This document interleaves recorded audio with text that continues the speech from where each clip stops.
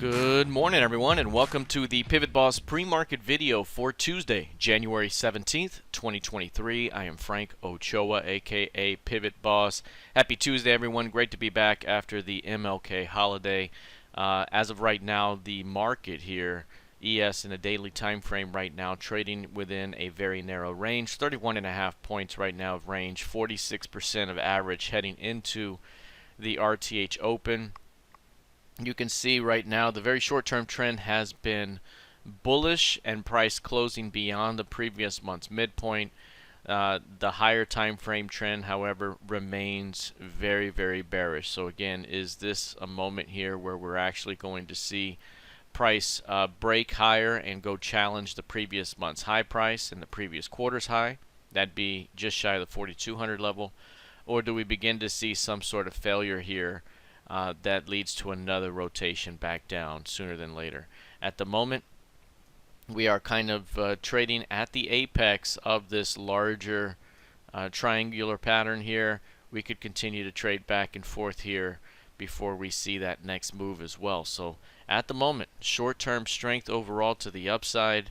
We are bumping up against long-term overhead resistance in the form of the major downtrend, but again, keep an eye on this level right here. 39.80 will be the early level to watch early this week.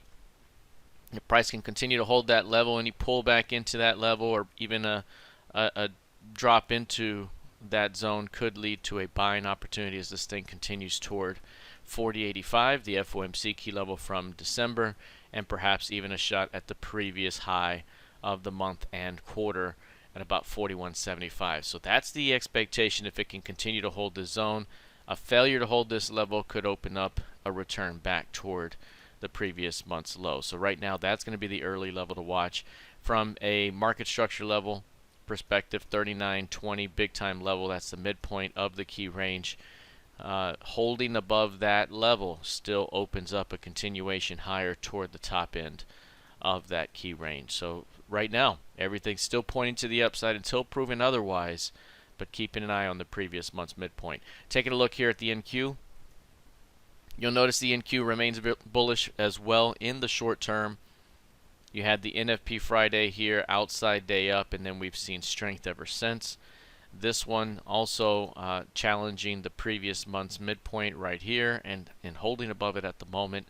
That's the key level there, that if this thing can continue to hold above that level, you open up the upside to the previous month's high price. A failure at this zone, though, could open up a rotation back toward the previous month's low. So right now, still showing signs of strength. We are coming into what could be overhead resistance in the form of the upper channel boundary here, that upper trend line, but we may see a little bit more. So again, very similar to the ES here. We're seeing price trade in a way here where we're compressing toward the apex of this recent price action. We could see a bit more energy built up, and then we could see some significant movement here once a decisive move occurs. If we are to hold above the previous month's mid, it opens up the 200-day moving average above, in addition to the FOMC key level from December and the previous quarter's high. So those are the major levels here to watch to the upside. Taking a look here at crude oil.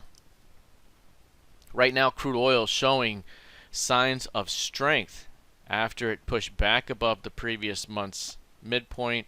We are now at break even for the year, a big time V bottom and turnaround here, and we're now approaching the top end of this trading range. So mentioned before, 83.50, 84 to 83.50, right in that zone. You have 73 down here.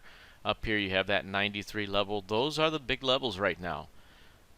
You have major market structure here. You have it here. So we could continue to see strength toward 83.50 and then perhaps see a rotation back down, unless a transition occurs there, in which case you see a transition day that takes you higher toward 93. So this is going to be the big level. We have more upside here to about 83.50, and if we can get a transition day back above that zone here, that would open up another 10 handles of strength up ahead.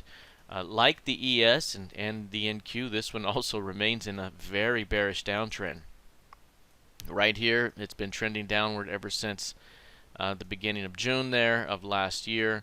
You also have this kind of price action right here that's been in play. So we're coming up to the upper end of this zone, and that kind of coincides with about 83.5. So if it does push through 83, it would open up the previous quarter's high and resistance here, and also would break that downtrending channel here to some degree. So still showing strength here with more upside of about 3 handles to go test that major edge at 83.50. All right, taking a look here at gold futures. Gold has remained very, very bullish to begin the year. Very strong start. A push beyond 1830 right here opens up the likelihood of a push toward 2000. We mentioned before that any pullback could be a buying opportunity to push this thing through 1900, and it got that move already without much of a pullback at all. So very, very bullish right now. To get through 1900 right here, that suggests a transition that could take us higher toward 2000. That's the next distribution above, 1900 to 2000. That 100-point distribution played out before in this manner here. So if we bring 1900 across this way, let's do that again. Bringing over this level like this, 1900 this way, and then you bring it up to 2000 this way, and you have that market structure right there.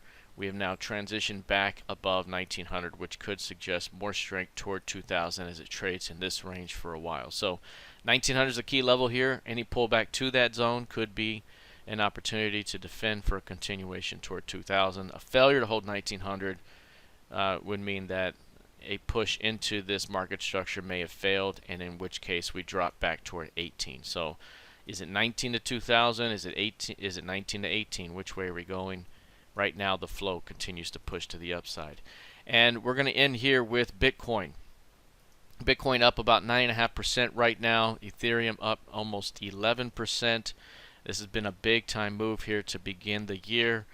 For our monthly market outlook, we mentioned that this could be an early bullish start for Bitcoin and Ethereum and the crypto stocks as well.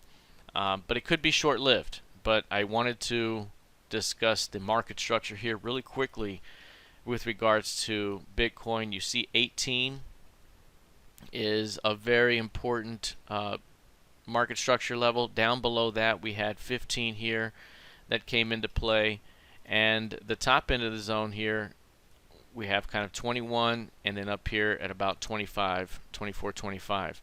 So to develop this narrow range here and then break back above 18K very forcefully here the last several days, and has pushed already back to 21, that suggests that any pullback even as deep as 18 could still be defended for a continuation toward 25. So right now this market looks primed for more strength toward 24, 25, and to test at this edge up here, that could be a very doable target. Once that level is reached, perhaps this thing could fall back at down the way toward 21 and 18. But at the moment, the way that this thing is squeezed back above that lower market structure there here, 18K, opens up a move to the 21 already. Even a pullback into 18 could still deliver a continuation toward 25. As of right now, this market remains quite bullish. Any pullback, even if it's not as deep as 18, what if it's only 20K, that could still provide a continuation higher toward 24 to 25 up ahead. All right, that is it for now. We'll see how this develops here heading into the new week of trading. Good luck, trade well, and I'll see you in the trading room. Take care.